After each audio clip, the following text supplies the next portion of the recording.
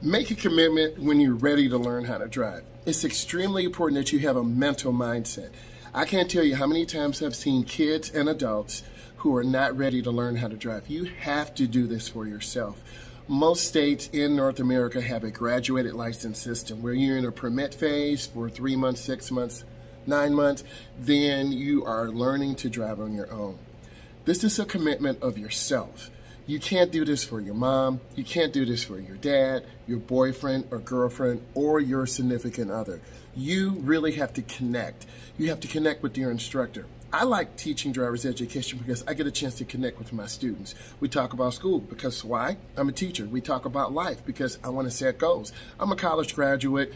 I'm trying to make sure and educate the next generation of drivers. A lot of times you don't really have a purpose. You have to be purpose-driven. I'm purpose-driven because I'm passionate about driver's education, and it's a huge commitment of time. It's 6 weeks of time, of driving, of connecting.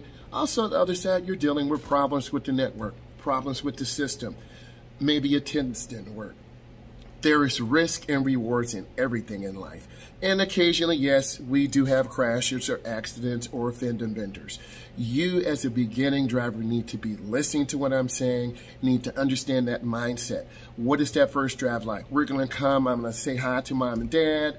I'm going to ask them what they do, and then we're going to get into the car. I'm going to show you how to adjust that seat. I'm going to show you how to adjust your mirrors. You want to have a slight bend in your arms, slight bend in your legs. Get that seat right. You need to have thin sole shoes on so you can feel that gas and brake. No thicker shoes, no Timberlands, no older Nikes. You'll slam that brake, and we don't want you to slam the brake. Once you get comfortable, I'm going to give you directions. I'd like you to start the car up. I'd like you to put your foot on the brake, put it in drive. We'll start by doing maneuvers in the parking lot.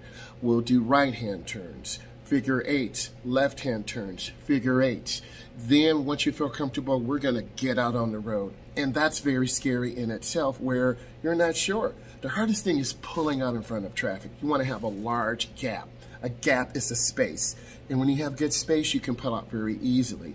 Next, don't stare down at the speedometer. Look ahead, aim high. A lot of beginning drivers drift to the right or drift to the left. It's normal.